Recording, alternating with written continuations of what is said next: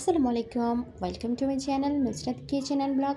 আজকে থাকবে কোনো প্রকার তেল ছাড়া কিভাবে ফুলকো ফুলকো ফুচকা ভাজা যায়। চলুন তাহলে শুরু করা যাক। আমি এখানে লবণ নিয়েছি, আর লবণটাকে কিন্তু ভালোভাবে গরম করে নিতে হবে। লবণটা যদি গরম না হয় তাহলে কিন্তু ফুচকাগুলো একদমই ফুলবে না। অবশ্যই লবণটাকে ভালোভাবে গরম করে নিতে হবে। আমি লবণটাকে ভালোভাবে গরম করে নিয়েছি। এখন দিয়ে দিয়েছি ফুচকাগুলো। আমি এখানে শুকনো যে ফুচকাগুলো আছে সেগুলো ব্যবহার করছি। আপনারা কিন্তু বাসায় বানিয়ে নিতে পারবেন এই ফুচকাগুলো। দেখুন ফুচকাগুলো দেওয়ার সাথে সাথে কিন্তু সুন্দর ফুলে উঠেছে।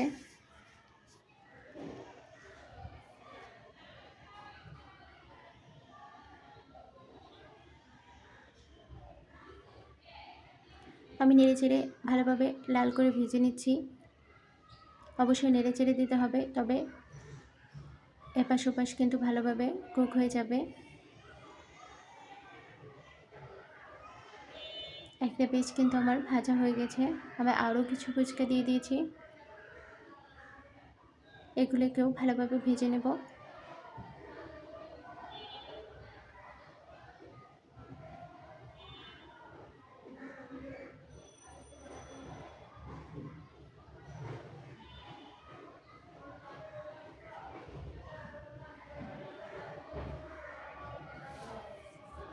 আপনারা কিন্তু সেম প্রসেসে বালু দিয়েও ভেজে নিতে পারেন, তবে আমার কাছে কিন্তু বালু থেকে লবণটাই বেশি বেটার মনে হয়।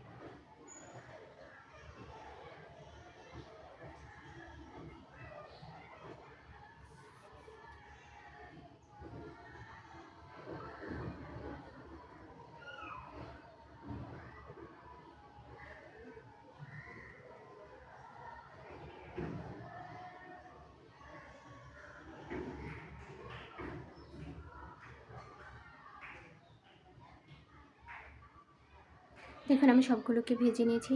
এখন একটু ভেঙে দেখেছি যে এটা কতটা ক্রিস্পি হয়েছে। আপনারাও কিন্তু এভাবে স্বাস্থ্যকর উপায়ে তেল ছাড়া ফুচকাগুলো ভেজে নিতে পারবেন।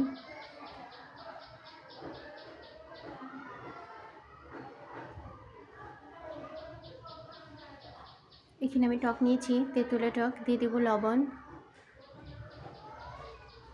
লেবু, কাঁচামরিচ,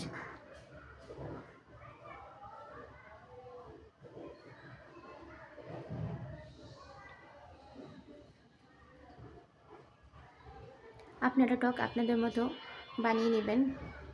এটা তো সবাই পারি আমরা কম বেশি। দিয়ে দেবো চিনি। টকের মধ্যে চিনিটা দেবেন, এতে করে টেস্টটা ভালো আসে। এখানে আছে ডাবলি সিদ্ধ, আলু সিদ্ধ। এখন দিয়ে দিব চাট মশলা। চটপটির যে মশলাটা আছে সেটা দিয়ে দিচ্ছি।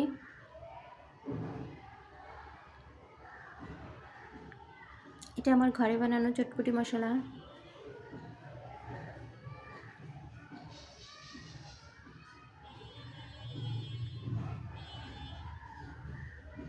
এখন দিয়ে দেব লবণ, পেঁয়াজ কুচি, কাঁচামরিচ কুচি, শসা কুচি।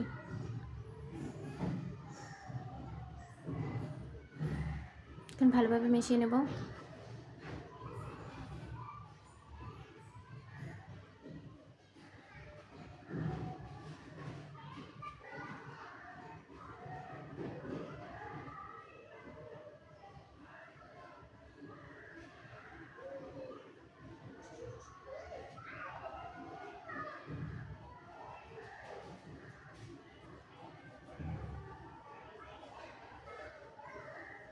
টক দিয়ে দিব।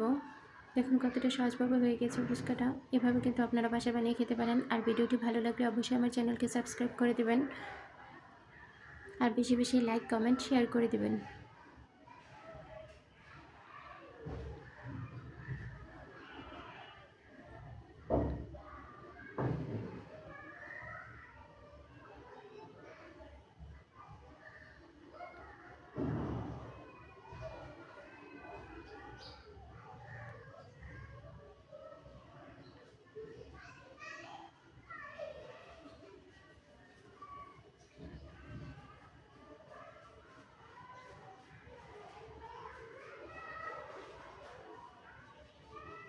ধন্যবাদ সবাইকে।